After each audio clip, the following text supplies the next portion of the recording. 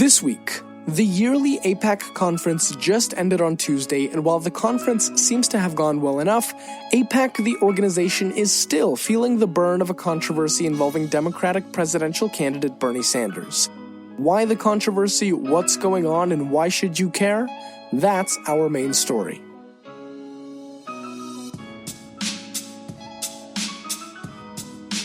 I'm Lev Gringaus, and welcome to The Jews Are Tired, your podcast about Jewish news.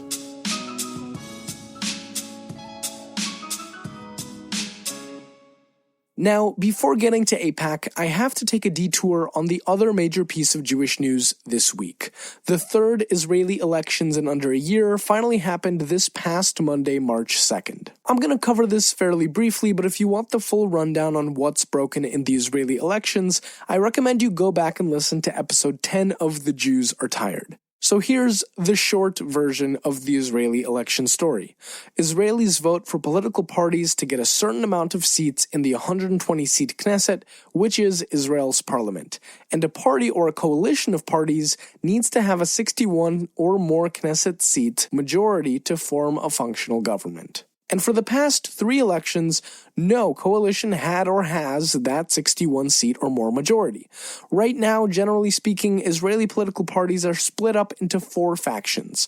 The right-wing bloc, led by current Israeli Prime Minister Benjamin Netanyahu and his Likud party, the center or center-left bloc, led by former Israeli Chief of Staff Benny Gantz and his Blue and White party, the Israeli Arab parties, which run as a coalition called the Joint List, and the right-wing but secular Israel Beitenu party led by former Defense Minister Avigdor Lieberman.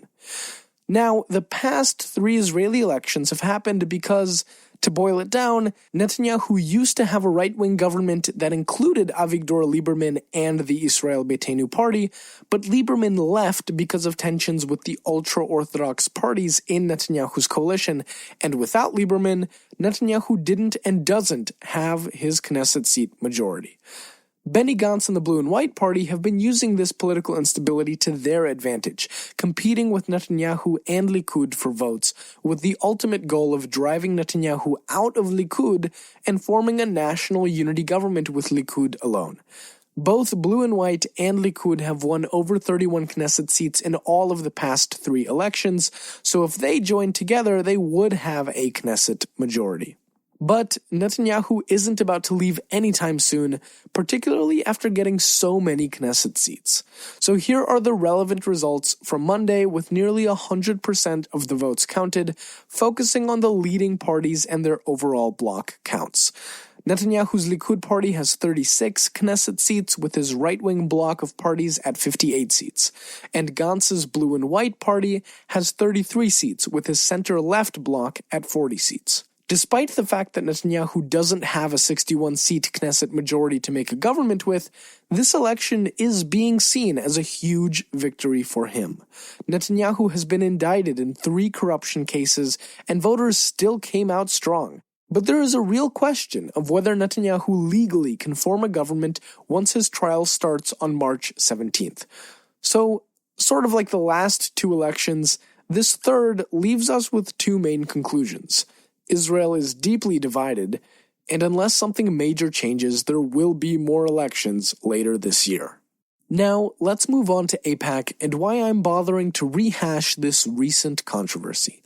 Just in case anyone doesn't know, AIPAC stands for the American Israel Public Affairs Committee. It's not a super PAC funneling money into elections, but it is a bipartisan pro-Israel advocacy group that has existed for over 60 years, lobbying the U.S. government to provide aid to Israel and make decisions that it perceives as being in Israel's best interest. And it has to be said, AIPAC is in many ways a cornerstone of the mainstream American Jewish identity and the American Jewish political voice.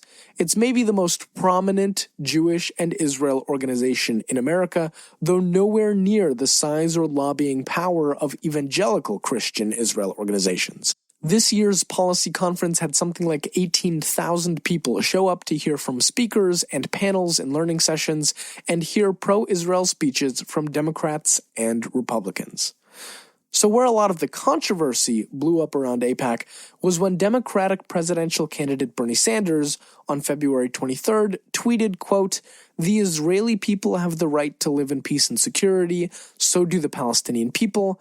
I remain concerned about the platform AIPAC provides for leaders who express bigotry and oppose basic Palestinian rights.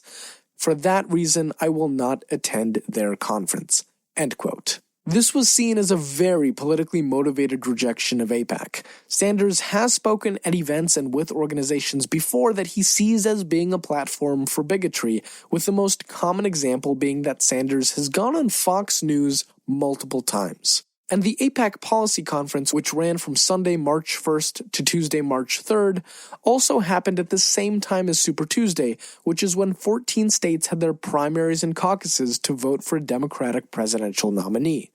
Sanders could just as easily have said that he isn't going to AIPAC because he had to campaign. But he went out of his way to refuse to be at AIPAC and call them a platform for bigotry. And here's why that matters. It's a big deal for an organization built on being bipartisan or the idea of being bipartisan to get called out by such a prominent political figure. Sanders is a very popular candidate, and his statement calls into question just how bipartisan AIPAC can continue to be if there is a strong wing of the Democratic Party that wants nothing to do with it. But there are actually a few stories caught up in this controversy. One is a story of the animosity between Sanders and AIPAC. Another is a story of the many progressive and liberal Jews who agree that AIPAC has been a platform for bigotry, and more broadly who see AIPAC not as a bipartisan organization, but as a right-wing one. And the third story in here is AIPAC's own identity crisis and the question of who it really represents, what pro-Israel means in the AIPAC context, and how AIPAC alienated lots of Jews when advocating against the Iran deal in 2015. So let's start with the story of Sanders and AIPAC. Now, I'm not going to go back years for this because we actually only need to go back a few weeks. Starting in January, a group called the Democratic Majority for Israel ran a bunch of ads in Iowa and Nevada, specifically attacking Bernie Sanders and questioning his ability to win in a general presidential election against President Donald Trump. So I looked at the two ads that the DMFI had on their YouTube account, and neither of them mentioned Israel in any way. I don't know if there were other ads that did, but this was a very clear attack on Sanders. Now, AIPAC denies any connection to the Democratic Majority for Israel, but several of the people running the DMFI are well known in AIPAC circles or have even worked for AIPAC. And then you get to the fact that AIPAC itself started running ads in late January against Democrats it sees as being anti-Israel, specifically Minnesota Congresswomen Ilhan Omar and Betty McCollum, and Congresswoman Rashida Tlaib of Michigan. All three have been very critical of Israel, and one AIPAC petition that was advertised had the sentence, quote, "It's critical that we protect our Israeli allies, especially as they face threats from Iran, Hamas, Hezbollah, ISIS, and maybe more sinister right here in the U.S. Congress," end quote. Calling Democratic congresswomen, though they may criticize Israel, more sinister than ISIS is not a good look. Being connected to anti-Sanders ads, also a bad look. It should be noted that all of these ads were pulled after a few weeks. But it's also interesting to note that Sanders wanted to speak at the AIPAC Policy Conference in 2016 as a presidential candidate, but he couldn't be there in person because he was campaigning. So he actually offered to speak to AIPAC by video, and AIPAC said no. This year, however, in 2020, former Vice President Joe Biden and Senator Amy Klobuchar were allowed to address AIPAC by video. So knowing all this, I'll be honest, from a personal perspective, I think it's kind of AIPAC's fault that Sanders so publicly rejected the organization the way he did. And this ties directly into the second story of this controversy. At face value, why and how should progressive and liberal American Jews see AIPAC as bipartisan when they're okay running and organizing these anti-Democrat ads? And even if you believe that there's good reason to, because of the perceived anti-Israel bias of certain Democrats, Why did there have to be an ad painting Democratic congresswomen as more sinister than ISIS, the terrorist group that came to prominence for their videos of public beheadings? Here's an excerpt from a Jewish telegraphic agency op-ed by David Schraub, a senior research fellow at the University of California, Berkeley School of Law. Quote, "While it's true that AIPAC does not align with the political right on every issue, it supports a two-state solution, for instance, it is obvious that AIPAC does not pursue those issues with quite the same enthusiasm as it exhibits when attacking Democrats. AIPAC may not overtly favor infinite settlement expansion, but it wouldn't dare run ads accusing greater Israel-aligned Republicans of being tantamount to terrorists." End quote. And even setting that aside, the platform for bigotry charge is sometimes true. This year, AIPAC invited the president of Serbia to speak at the conference, and the president of Serbia is a guy who condoned the massacre of Muslims in the 1990s in Eastern Europe. And a featured donor at this year's conference was Israeli-American Adam Milstein, who withdrew as a speaker from last year's conference after Islamophobic tweets. And I have to admit, I've been put off by some of AIPAC's guest choices. I've never been to the policy conference in Washington, D.C., but I did attend an AIPAC dinner a few years ago in Minneapolis, where one of the featured guests was former Minnesota Congresswoman Michelle Bachmann. This is the Michelle Bachmann who called being gay, quote, part of Satan, end quote, and who said that the HPV vaccine caused, quote, mental retardation, end quote, which fed into a lot of anti-vaccine propaganda. She's been very Islamophobic, and she was AIPAC's guest. Now, I understand that the pursuit of bipartisanship is where a lot of this becomes a gray area. Bachmann was a very charismatic and a very prominent Republican, so in a we want to be bipartisan way, it sort of makes sense to host her.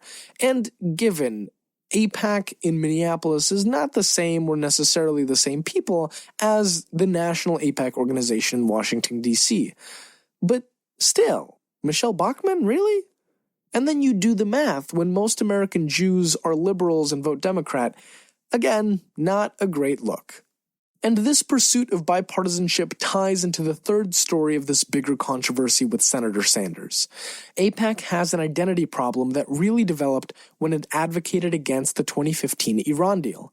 The Iran deal, to strip it down, basically lifted heavy sanctions of Iran in return for Iran cutting down on its nuclear program and submitting to regular inspections to make sure it wasn't developing a nuclear bomb. Everything got out of hand when Israeli Prime Minister Benjamin Netanyahu, who hated the Iran deal, was invited to speak to Congress by House Republicans without any consultation with Democrats or President Obama.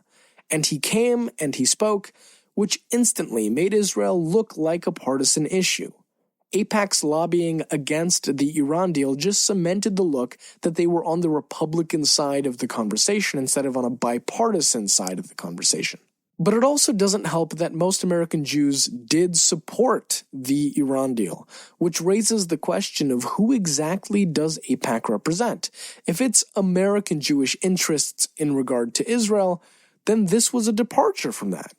But if AIPAC is representing straight-up Israel and Israel's interests, then there's still a question of who exactly AIPAC is representing, because the Israeli government might have been against the Iran deal, but Israeli intelligence, security, and military officials were actually largely in support of the Iran deal because it gave them 10 years of breathing room when it came to Iran. And AIPAC has no idea how to effectively have a conversation about the fact that in several ways it is more right-wing, or if you want to stretch it, that AIPAC is perceived as right-wing. Again, this comes from personal experience. My sophomore year of college, I was an Israel fellow through one of these alphabet soup of college Israel organizations that exist, and the summer before the school year, I was flown out to Washington, D.C. for pro-Israel training. As part of that, I and the other fellows heard from a lot of speakers. And one of them was a woman who, I don't remember her specific role, but she either was or had been involved in AIPAC. And I asked her a question about what the strategy was to address the fact that AIPAC is widely seen as right-wing. And she and half of the fellows basically rose up against me in anger over my accusation that AIPAC was right-wing, and got angry with me because, well, AIPAC is bipartisan. And look, it's all well and good to say we're bipartisan, but you can't just not address the fact that you are widely seen as right-wing, even as you claim to be bipartisan. And you can't just not address the fact that there are sometimes some pretty good reasons to say that AIPAC is right-wing.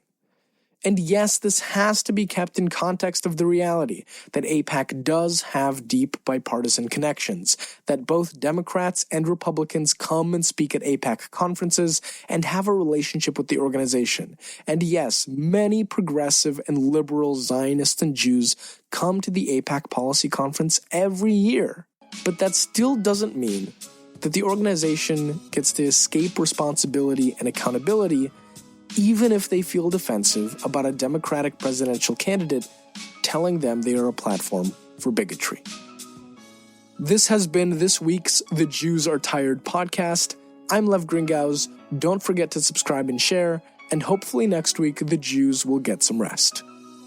The Jews Are Tired is a product of Jewfolk Inc. For more information, go to tcjewfolk.com or email the show at podcast@tcjewfolk.com.